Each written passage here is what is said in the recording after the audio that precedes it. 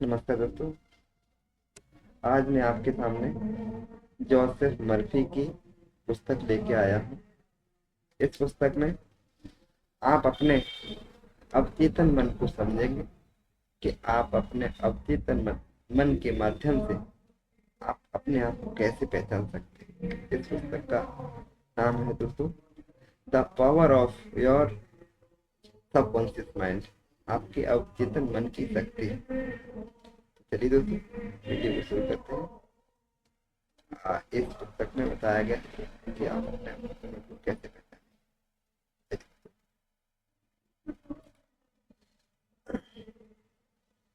ये लिखा हुआ है दोस्तों, तो कुछ लाइनें लिखी हैं, उन लाइनों को हम पढ़ेंगे और समझने की कोशिश करेंगे। आपका अपना मन कैसे काम करता है, आपको समझना होगा कि आपका मन अपना कैसे काम करता है। अपने मन को समझे दोस्तों। आपका एक मन है और आपको यह सीखना चाहिए कि इसका इस्तेमाल कैसे किया जाए। आपको दोस्तों, आपका एक ही मन है और आपको ये सोचना चाहिए, समझना चाहिए कि आपका मन काम कैसे करता है।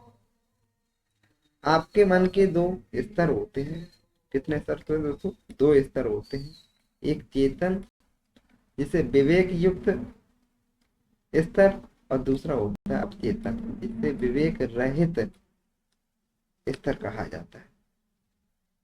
आप चेतन मन से सोचते हैं और जो आप अपनी आदत के अनुकूल सोचते हैं वह आपके भीतर के अवचेतन में डूब जाता है, जो आपके विचारों की प्रवृत्ति के अनुरूप रहना चाहिए। आपका अवचेतन मन अपनी भावनाओं का धारण करता है और सही रचनात्मक मन है। यदि आप अच्छा सोचते हैं तो अगर आप अच्छा सोचते हैं तो शुभ इच्छा आएगी। यदि आप बुरा सोचेंगे तो बुराई आएगी। इस प्रकार आपका मन काम करता है। अगर आप दोस्तों अच्छा सोचेंगे तो आपके अंदर अच्छे विचार आएंगे। अगर आप बुरा सोचते हैं तो आपके अंदर बुरे विचार आएंगे दोस्तों। यदि याद रखने की महत्वपूर्ण बात यह है कि एक बार अवचेतन मन जो होता है, अवचेतन एक विचार को स्वीकार कर लेता है तो फिर उस पर काम करना शुरू कर देता है। एक दिलचस्प गूढ़ सत्य है कि अवचेतन मन का नियम अच्छे और बुरे दोनों विचारों पर समान रूप से काम करता है। यह नियम नकारात्मक ढंग से प्रयोग किया जाता है तो आपका परिणाम असफलता, निराशा और दुख होता है। और जब आपके विचार प्रेम पूर्ण और सौहार्दपूर्ण रचनात्मक होते हैं तो आपको स्वस्थ सफल जीवन और खुशी मिलती है। कहने का मतलब यही है दोस्तों, आप अच्छा सोचेंगे तो अच्छा मिलेगा, आप गलत सोचेंगे तो गलत मिलेगा। जब आप सही दिशा में सोचना और एहसास करना शुरू कर दे तो मन की शांति और स्वस्थ जीवन मिलेगा। जो कुछ जो कुछ आप मन और वचन से सच मानेंगे, आपका अवचेतन मन उसे स्वीकार करके उसे आपके अनुभव में ला देगा और आप उसका अनुभव करेंगे। आपके आपके लिए एक यह जरूरी है कि आपका अवचेतन मन आपके विचारों को स्वीकार करता है। आपका अवचेतन मन जो होता है, आपके मन में जो विचार होते हैं उनको स्वीकार करता है।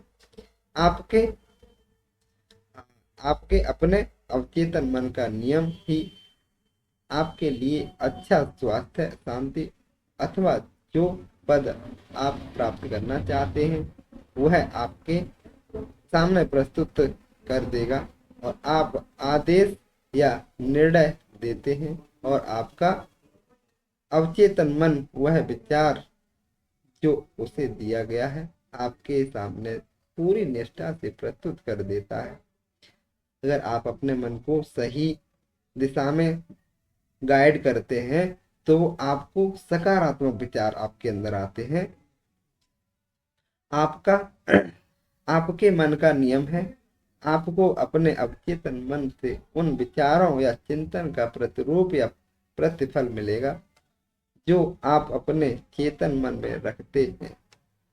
मनोवैज्ञानिकों और मनोचिकित्सकों ने साबित किया है कि आप जब विचार आपके अवचेतन मन को प्रेरित किए जाते हैं, उनकी छाप मस्तिष्क से पलट पर आ जाती है।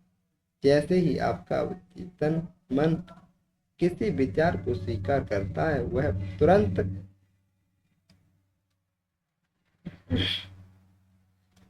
क्या हो जाता है दोस्तों, उसे मूर्तिमान करना शुरू कर देता है।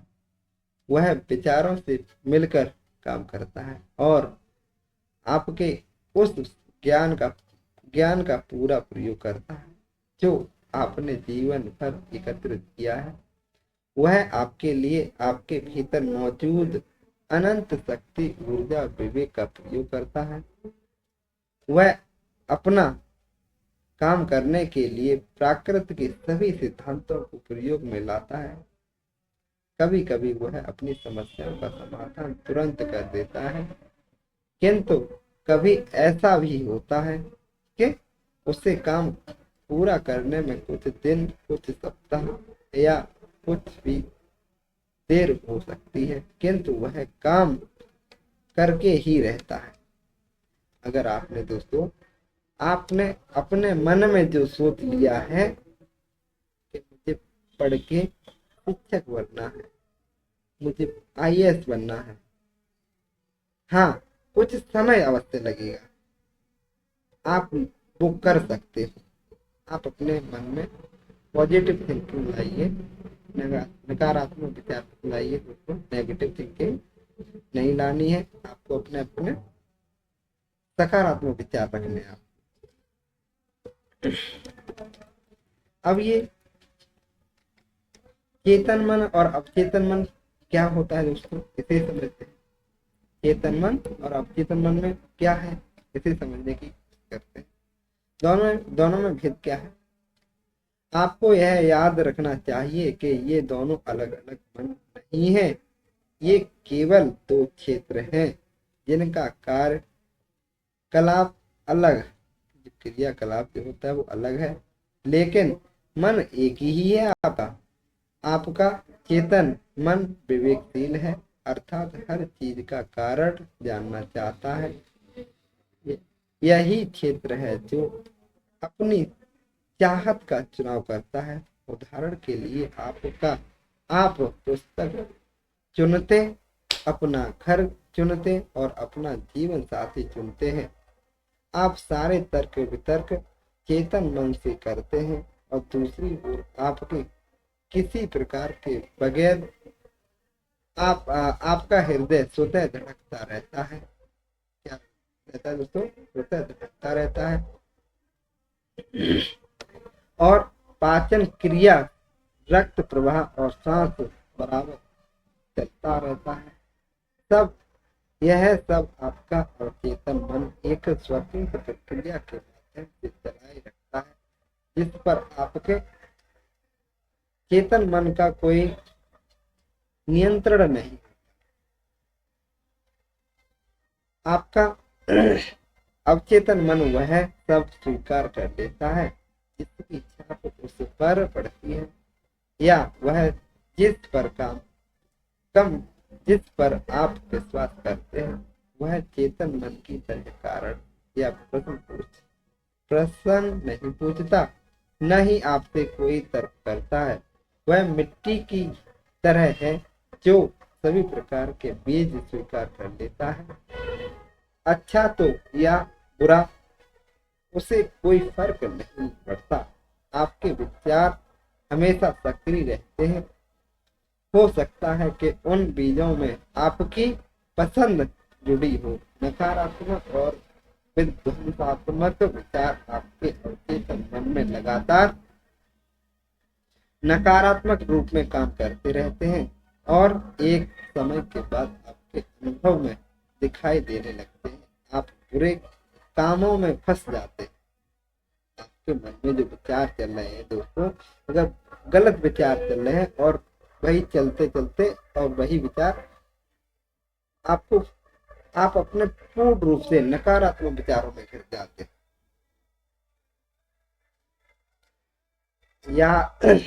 याद रखें, आपका अवचेतन मन यह नहीं बताता कि आपके विचार अच्छे हैं या बुरे, अच्छे हैं या सच्चे हैं या झूठे।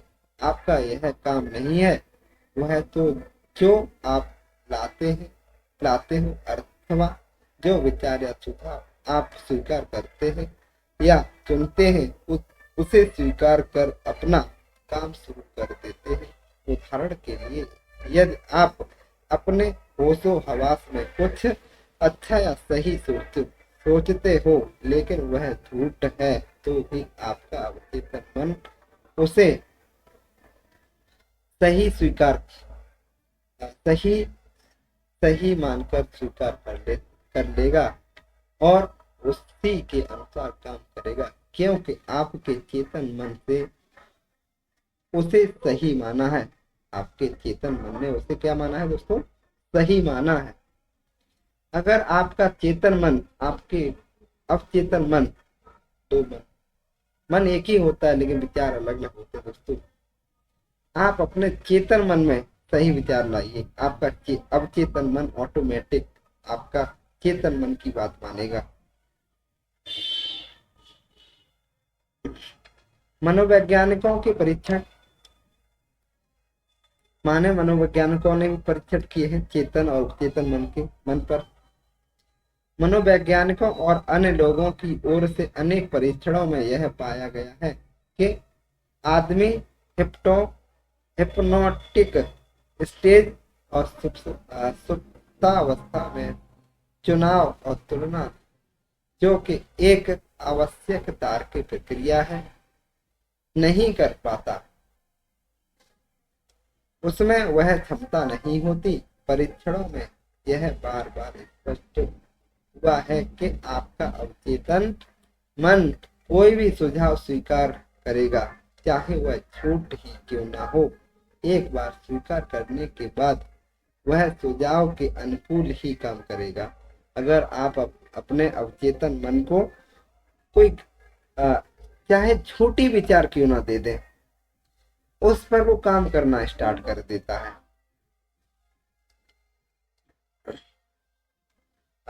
आपका अवचेतन मन आपका सुझाव कितनी आसानी से स्वीकार कर लेता है, इसका एक दिलचस्प उदाहरण आपके सामने। मनोवैज्ञानिकों ने हिप्नोटिक स्लीप जैसी सुप्तावस्था है, जिसमें एक मनोवैज्ञानिक अपने एक रोगी को सुझाव देता है कि वह नेपोलियन बोनापार्ट है। क्या है दोस्तों? नेपोलियन बोनापार्ट है, या वह बिल्ली या कुत्ता है। वह व्यक्ति उन्हीं के अनुकूल व्यवहार करने लगेगा। उसका व्यक्तित्व कुछ समय के लिए बदल जाएगा। वह उसी पर विश्वास करेगा जो उसका डॉक्टर कह रहा है। एक दक्ष मनोवैज्ञानिक अपने एक छात्र को हिप्नोटिक स्लीप अर्ध मूर्छावस्था में ले जाकर उससे कहे कि उसकी कमर में दर्द हो रहा है, और दूसरा छात्र से कहे कि उसकी नाक से खून बह रहा है, तीसरी से कहे कि वह संगमरमर की मूर्ति है, और चौथे से कहे कि आप सर्दी से कांप रहे हो, टेम्परेचर 0 से नीचे है। आप देखेंगे कि प्रत्येक छात्र उसी सुझाव पर काम करके वैसा ही व्यवहार कर रहा है जो उसे दिया गया है, और उन सभी छात्रों के वर्तमान का वातावरण से कोई सरोकार नहीं होता। क्योंकि वह सुझाव में नहीं है। यह साधारण सुझाव आपको स्पष्ट करेंगे कि आपके चेतन, तार्किक मन और अवचेतन में कोई अव्यवस्थित है, चुनाव शून्य है और उस सब को सही मानकर स्वीकार कर लेता है जो आपका चेतन मन सही है स्वीकार करके उसे देता है। इसीलिए यह महत्वपूर्ण है कि चुनाव करते समय ऐसे विचार, चिंतन, भावनाएं और तर्क और आधार चुने जाएं जो कल्याणकारी हो, उपचार कर सके और प्रेरणा दे सके और आपके हृदय को आनंदित कर सके। तो इस वीडियो में इतना ही दोस्तों। अगर वीडियो अच्छी लगी हो तो लाइक करें, सब्सक्राइब करें और एवं अपने दोस्तों को सुझाव करें। और इस प्रकार की वीडियो आप चाहते हैं तो कमेंट कर सकते हैं। हम इसी प्रकार की आपके सामने वीडियो लाते रहेंगे। नमस्कार दोस्तों।